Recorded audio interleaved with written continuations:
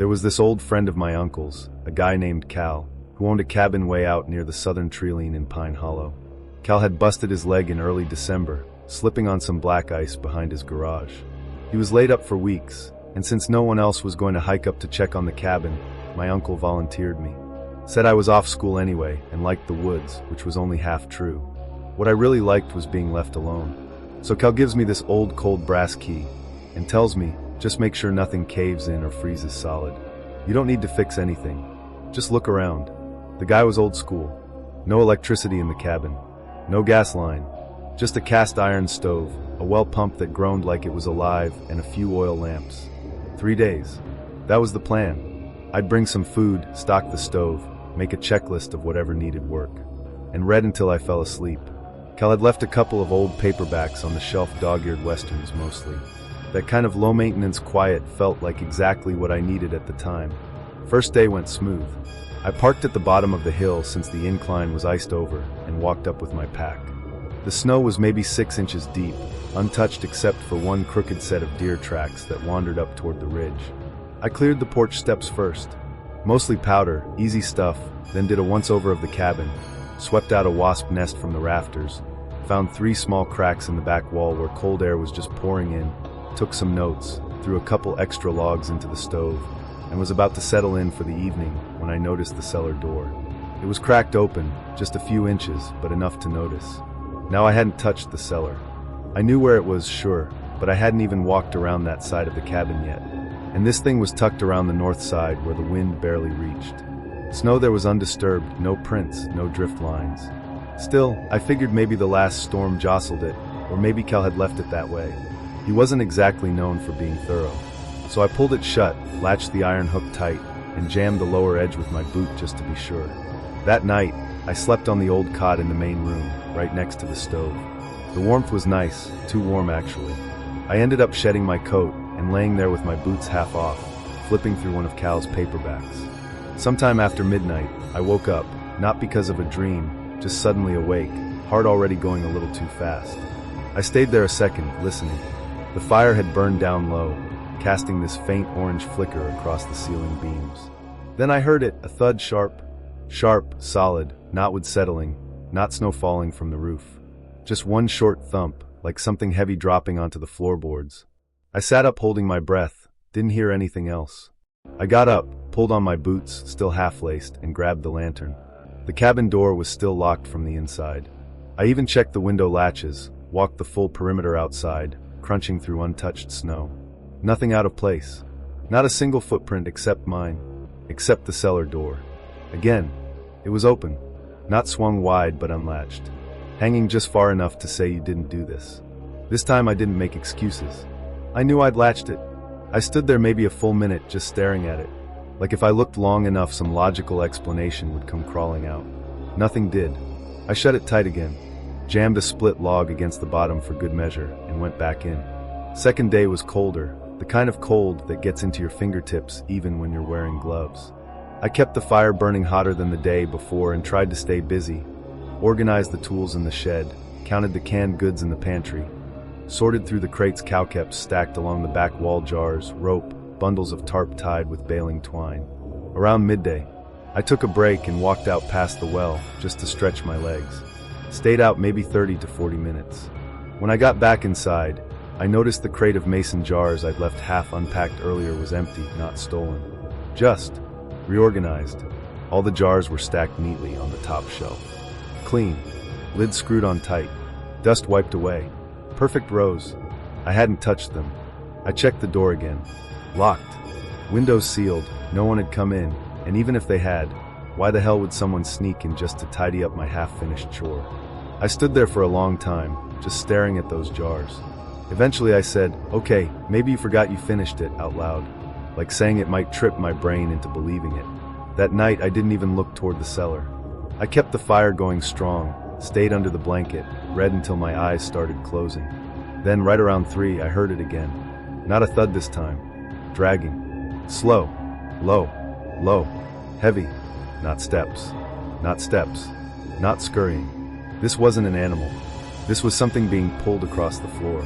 Long, deliberate strokes, like something heavy that didn't quite want to move but was moving anyway. I didn't get up. I didn't breathe. I stayed under the blanket, eyes wide open, fists clenched under the covers. It went on for a while, maybe 2 minutes.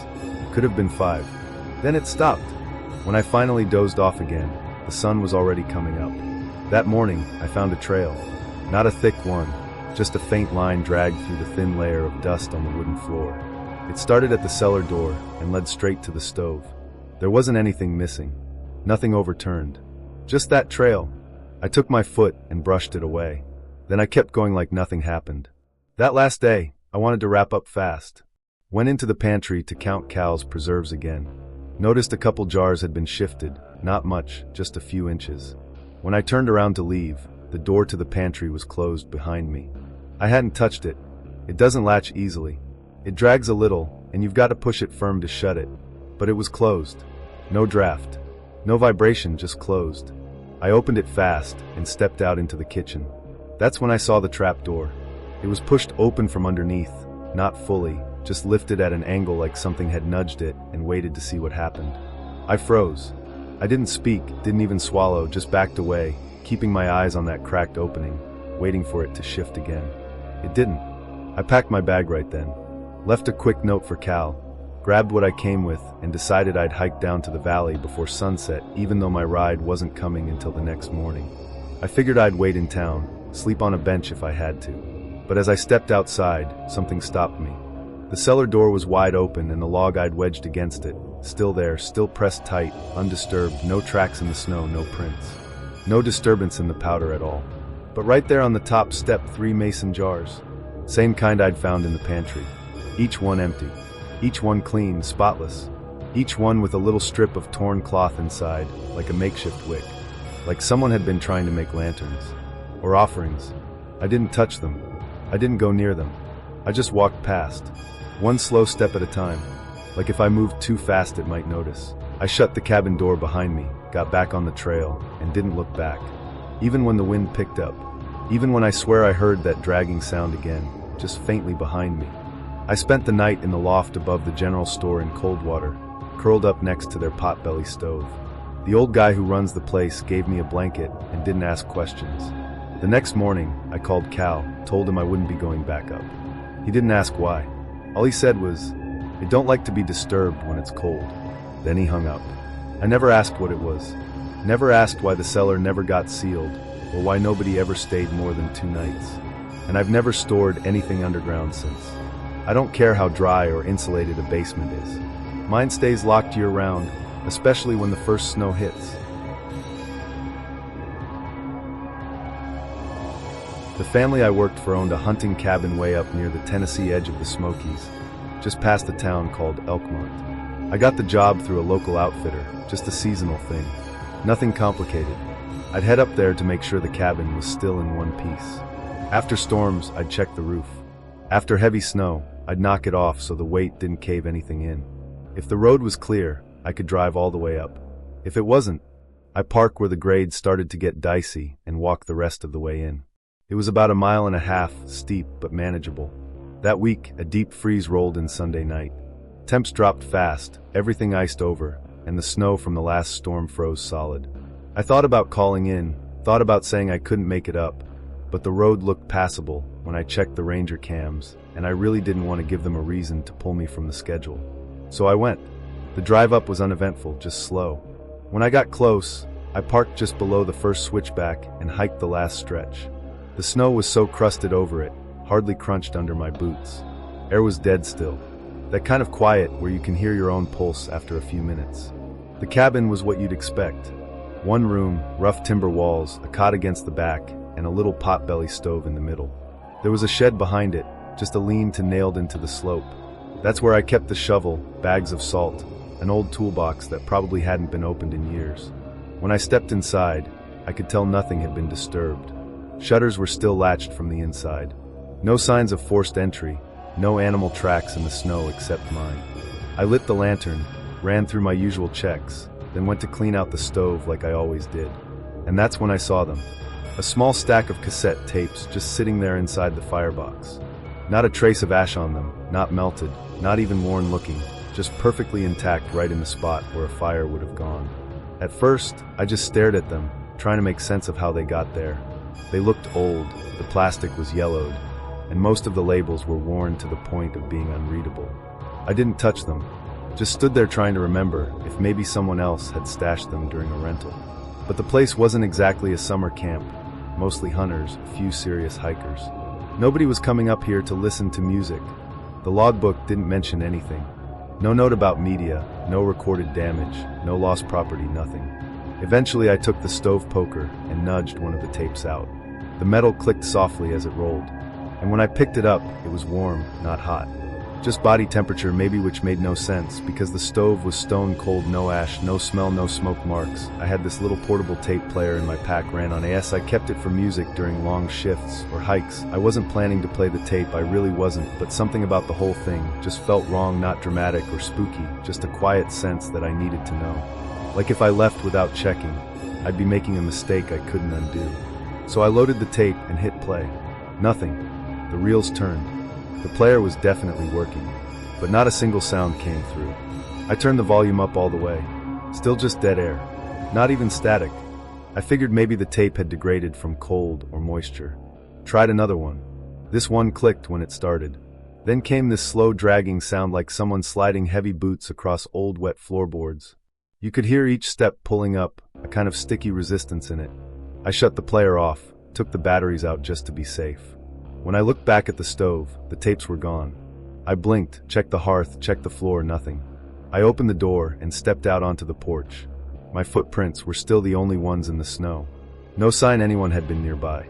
I walked around the cabin, checked behind the wood pile, behind the propane tank. Nothing. When I came back in, I sat down on the edge of the bunk, unzipped my parka, and tried to write out a note for the log. I wasn't even sure what I was trying to say. Maybe just a line about finding something unusual. I never got that far because when I looked up, the tapes were back. They were now neatly lined up in a row on the shelf over the sink. Same tapes, same worn labels, like they'd been there all along. Except they hadn't. I hadn't gone anywhere near that shelf, hadn't even crossed the room. That was enough for me. I grabbed a plastic grocery bag from my pack, dumped the tapes in, and carried them out to the shed, locked the door behind me, then looped the chain through the latch and padlocked it too. I didn't want them inside the cabin with me. I finished scraping the stove, noted a chimney issue in the logbook. Just normal stuff. Nothing about the tapes. Nothing about what I'd seen. It started snowing again around dusk. Heavy windless flakes. I wasn't about to try hiking back down in that, so I rolled out my sleeping bag by the far wall and got the stove going again. The warmth helped. So did the lantern. Things settled down. Until right before I fell asleep. That's when I heard the knock. 2 clean, sharp taps. Not from the door. Not from the windows. It came from inside the wall. The back wall, across from where I was lying. I sat straight up. The stove was still flickering, throwing light. I didn't move. Just listened. Then the knock came again. I got my boots on and stepped outside. Walked around the back with my flashlight. There were no tracks. No animals. I stood there for a long minute, waiting to hear anything else. Then I walked to the shed. The chain was still in place, still looped just like I'd left it. I unlocked it and pulled the door open. The bag was on the floor, empty, just sitting there like someone had turned it inside out and set it down gently. I stepped back, shut the door, and tried not to look at the trees on the way back in. When I opened the cabin door, the heat hit me first, or rather, the lack of it.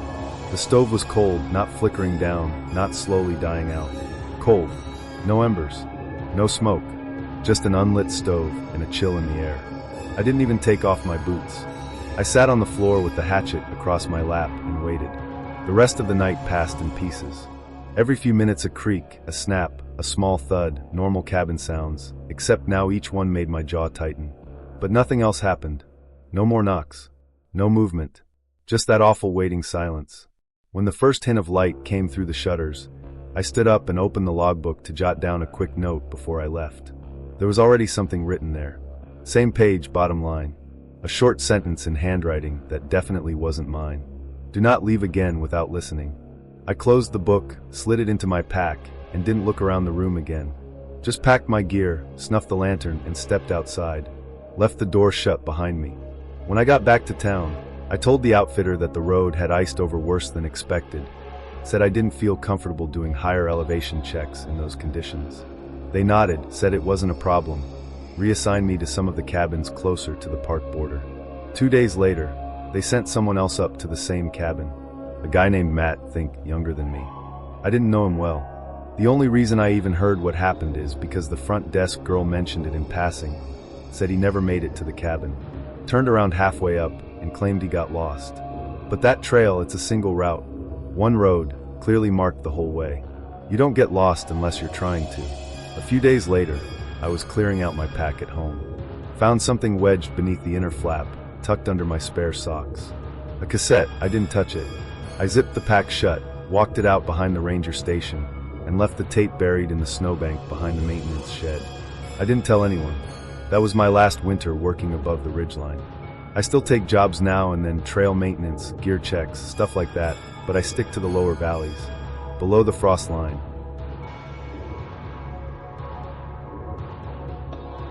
That winter I'd signed up with this non-profit group that does home repairs for older folks in the Appalachian foothills. We were a small rotating crew, 6 of us total, though it was rare for everyone to be on site at the same time. Most of the projects were in places so remote, GPS basically threw up its hands an hour before you got there. The kind of towns where cell service is just a rumor. That meant everything ran on paper maps, landlines, and notes scribbled on the backs of gas receipts. That week, I was the only one who showed up. The coordinator, Liam, quiet guy, used to be a contractor, asked if I'd be willing to finish insulating a cabin on my own. Said it was for an older couple who'd already gone south to stay with their daughter for the winter. He handed me the key, a printed out map with hand-drawn notes, and told me the insulation had already been dropped off up at the site. The cabin was up near Big Laurel. That's 2 ridgelines east of Burnsville, and not really near anything. He said the road up was rough, but not impossible. I left around mid-morning. Light snow had started falling right after I turned off the main road. The drive got sketchier the higher I went. Switchbacks, narrow shoulders, lots of icy patches, trees hung low, heavy with snow. The ridge the cabin sat on curled around like a question mark. By the time I pulled in, there were no visible tire tracks behind me anymore. It was just me, and the silence. The cabin was small, 1-story, cedar walls, tin roof that dipped slightly in the middle like it had been through a few too many ice storms. Looks dirty though, well kept. Definitely the kind of place someone had lived in for a long time. I unlocked the door and stepped inside. No heat, no lights, just the smell of old wood and dust. I got to work right away, starting in the kitchen. Pulled off the old paneling beneath the sink to check the moisture barrier. That's when I found the first weird thing. There was a folded receipt shoved back into the wall cavity, browned around the edges like it had been there a while. But the timestamp was only 2 weeks old. It listed out the exact insulation materials, same quantities I had outside in my truck. At the bottom it said in clean block letters, ionestallation, silation, silace train fleet. I stared at it for a while. I hadn't been up there yet, hadn't even been assigned the job 2 weeks ago. I flipped the receipt over. Someone had scribbled a phone number on the back. I pulled out my phone, but of course no signal. Figured maybe someone else had done the job already, and nobody updated the files. Still, something about it nagged at me. I folded the receipt and slid it into my jacket pocket. Next up was the living room. The paneling came off easy. The crawlspace hatch was built into the floor beneath an old cast iron stove. I lifted the hatch and dropped down into the crawlspace. Immediately it was colder. Not just chilly cold enough that my breath turned white and hung there like smoke. I strung up insulation like I was supposed to, stapling it to the underside of the floor joists. Everything was going fine until I spotted something hanging above me. A work tag, the kind we use to log job progress. And it had my name on it. SYLS. Same spelling, same blocky handwriting. I usually default to when I'm rushing through paperwork. The date said Tuesday today. Time logged 14:30. I checked my watch. It wasn't even 1400 yet. I climbed out faster than I meant to. Nearly smacked my head on the stove. I stepped into the kitchen, trying to work through it logically. Maybe someone else with the same name. Maybe I wrote it and forgot. I didn't like either option. Then I noticed something else on the counter that hadn't been there before. A thermos. Not mine. Black, scuffed, indented on the side. I unscrewed the lid. Still warm inside. Some kind of tea, piney, herbal, almost minty. I put it down and opened the fridge. It wasn't plugged in and was mostly empty except for a piece of butcher paper taped inside the door. Written on it in red marker was a checklist. Silas, gloves, tape, staples, thermos, leave here, receipt done. I backed away and checked my bag. My gloves were gone. I didn't like how the walls suddenly felt too close. The windows were fogging up from the inside now, and I hadn't been breathing that hard. I decided to finish up and get out of there before the road iced over worse than it already had. I headed for the hallway to get to the back bedroom. That's when I noticed the floor sloped downward. Not much, but enough. I was sure it hadn't been like that when I came in. At the end of the hallway, the bedroom door was wide open. I was almost certain I'd left it shut. I stepped in. The insulation bundles were stacked neatly in the corner. Too neatly, and there were more than I remembered bringing. I walked over, reached down to start the install, and spotted something tucked beneath one of the bats. A checklist, cleanly printed. S. Willis, W. Winter. Entry statues deferred. At the bottom, someone had written in the last item, RE. Entry condition met. My throat went dry. I stood up, my breath fogging heavier now than it had in the crawl space. My hands weren't just cold, they were trembling. I packed everything fast, shoved my tools back into my bag, barely checking to make sure I had it all. When I got to the front door, I reached into my coat pocket. The key was gone. I checked everywhere. Hooked by the door, nothing. Pockets? Empty. The bolt on the inside wouldn't turn. I tried the door anyway, pushing, then pulling, then shoving with my shoulder. Nothing. It didn't even rattle in the frame. I went to the windows, frosted shut. The chimney, sealed with welded steel. I walked back to the kitchen, ready to grab my phone and call Liam as soon as I had service. But my phone was gone. In its place, sitting where the thermos had been, was a new work tag. Blank except for one word, repeat. I opened my backpack again, no phone. Instead, there was a cloth pouch I hadn't seen before. Inside were surveyor sticks, thin, labeled strips of wood. Each one marked with my initials. Each one dated. Some going back 3 weeks. Some charred at the edges like they'd been burned, then smothered. I walked back to the crawlspace hatch. This time, when I opened it, there was a faint orange glow below, like a desk lamp. I dropped down again slowly. The insulation was already up. All of it, numbered in order. Each panel neat and square. Panel 8 had my name written across it in permanent marker. Behind it something moved. Just a rustle, I pulled it back. There was nothing there. Just cold dirt and frost-covered ground. I climbed up in a hurry. As I reached the top, the hatch slammed shut on its own, catching my wrist hard enough to bruise. I yanked it open, rolled out, and slammed it behind me. Then I heard the sound of the front door unlocking. I turned. It was wide open now, snow swirling in. I didn't think. I just ran, slipped on the porch steps, fell hard into the snow, scrambled to my feet, and threw myself into the truck. It started. I didn't care which direction I was headed, just followed the tracks I'd made coming in, hoping the wind hadn't erased them completely. Eventually, the trees thinned and the road flattened. I pulled into the first gas station I could find with bars on my phone. Called Liam. He sounded confused. Said the job had been logged as complete 3 days earlier. I told him what I saw, what I found. There was a long pause. I don't know who submitted that report, he said. You're not even on the system anymore. I opened the app. My profile was still there. No active jobs, just a red flag at the top field file archived. I never went back, never touched another job up in those mountains.